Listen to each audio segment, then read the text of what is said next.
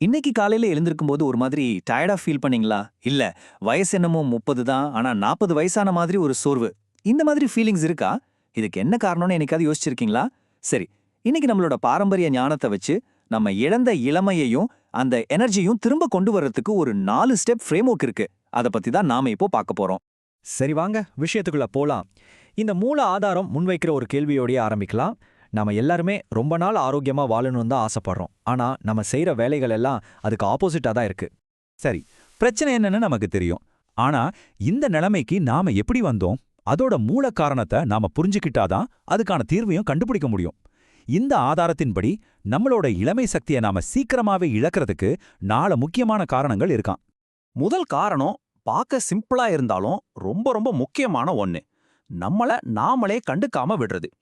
யோசிச்சு பாருங்க, நம்ம வண்டிய எவ்ளோ கவனமா பாத்துக்கிறோம். ஆனா நம்ம உடம்ப ராத்திரி முழுக்க முழிச்சிருக்கிறது, கண்ட நேரத்துல கண்டதை சாப்பிடுறது, உடம்பு சொல்றத காதிலே வாங்காம இருக்கிறதுன்னு நம்ம உடம்ப நாமளே போட்டு வாட்டி எடுக்கிறோம். ரெண்டாவது, நம்மளோட சாப்பாடு.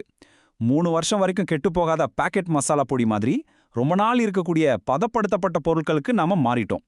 இதனால என்ன ஆகுதுன்னா, நம்ம உடம்போட அடிப்படையான டிஎன்ஏவையே மாத்துற அளவுக்கு சக்தி வாய்ந்த கெமிக்கல்ஸை தான் நம்ம சாப்பிட்டுட்டு இருக்கோம்னு இந்த ஆதாரம் சொல்லுது. மூணாவது காரணம், நம்ம உடம்ப சுத்தப்படுத்துற பழக்கத்தையே நாம மறந்துட்டோம். மாசத்துக்கு ஒரு தடவை பேதிக்கு சாப்பிடுறது, சில நாட்கள் விரதம் இருக்கிறது மாதிரியான நம்மளோட பாரம்பரிய பழக்கத்தெல்லாம் விட்டுட்டு ராத்திரி 3 மணிக்கு பிரியாணி சாப்பிடுற மாதிரி கண்ட நேரத்துல ஹெவியா சாப்பிடுற ஒரு கல்ச்சருக்கு நாம வந்துட்டோம். கடைசியா, நம்ம உடம்புக்குன்னு ஒரு விலை மதிப்பில்லாத மதிப்பு இருக்குன்றதையே நம்ம மறந்துட்டோம். இதுக்கு ஒரு முக்கியமான காரணம், பெரிய பெரிய கம்பெனிகள் நம்ம ஆரோக்கியத்தை பத்தின நம்மளோட புரிதலையே மாத்திட்டாங்க. இதனால ஆரோக்கியத்தையே நம்ம ஒரு பொருளா பார்க்க ஆரம்பிச்சிட்டோம். உடம்புல ஒரு அறிகுறி தெரிஞ்சா அதுக்கு மருந்து எடுக்கிறோமே தவிர, அந்த அறிகுறி ஏன் வந்துச்சுன்னு மூல காரணத்தை சரி செய்யவே மாட்டேங்கிறோம்னு இந்த ஆதாரம் சொல்லுது. இப்போ இந்த ஸ்லைட்ல இருக்கிறது ரொம்ப இன்ட்ரெஸ்டிங்கான ஒரு விஷயம். இந்த ஒப்பீடு விஷயத்த அழகா விளக்குது பாருங்க. நாம யூஸ் பண்ற பொருட்கள் எல்லாம் அவ்ளோ சூப்பர்னா அப்புறம் ஏன் நமக்கு நோய்கள் அதிகமாகுது? இது யோசிக்க வேண்டிய கேள்விதானே. இந்த ஆதாரம் வெறிநாய் கடி தடுப்பூசி பிசினஸ ஒரு உதாரணமா காட்டுது. அதோட 1 வருஷ மார்க்கெட் சைஸ் மட்டுமே 1 லட்சம் கோடி ரூபாய். அப்போ தெருநாய்ங்கிற பிரச்சனையை தீக்கிறத விட அதை அப்படியே மெயின்டைன் பண்றதுல தான் அவங்களுக்கு லாபம்னு சொல்லுது. நம்மளோட உண்மையான ஆரோக்கியத்தை விட சில சமயங்கள்ல வியாபாரம் எப்படி பெருசா நிக்குதுன்றதுக்கு இது ஒரு சரியான உதாரணம். சரி, இப்படிப்பட்ட சவால்களுக்கு நடுவுல நம்ம ஆரோக்கியத்தை நாம எப்படி திரும்ப கொண்டு வர்றது? அதுக்கு ஒரு வழி இருக்கு.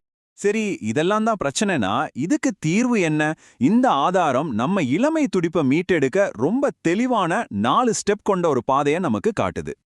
வாங்க, இது எப்படியும் ஒரு பிராக்டிக்கலான கட்டமைப்பை உருவாக்குதுன்னு பார்க்கலாம்.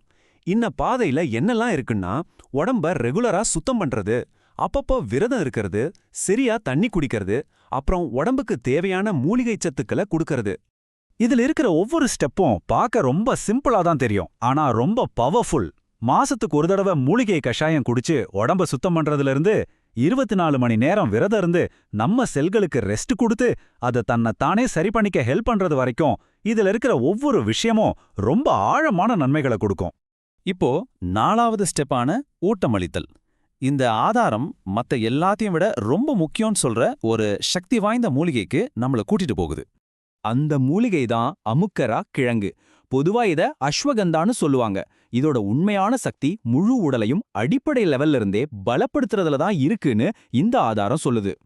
நம்ம நாட்டுல இதோட முழுமையான சக்தியை நாம கண்டுக்கவே இல்லைன்னு இந்த ஆதாரம் சொல்லுது.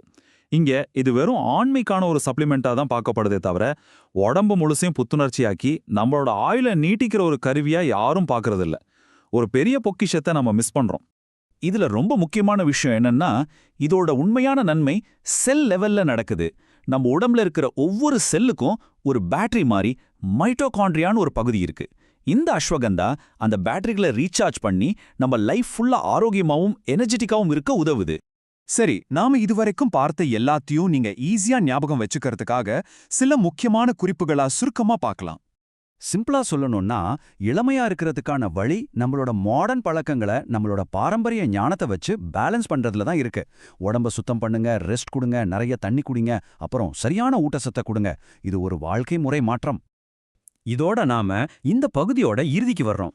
இந்த ஆதாரம் ஒரு பிரச்சனையை மட்டும் சொல்லல, அதுக்கு ஒரு தீர்வையும் நமக்கு சொல்லுது. கடைசியா நம்ம கிட்ட ஒரு கேள்வியை விட்டுட்டு போகுது. இவ்ளோ விஷயங்களையும் கேட்ட பிறகு உங்க உடம்புக்காக நீங்க எடுக்க போற முதல் சின்ன ஸ்டெப் என்ன? யோசிங்க.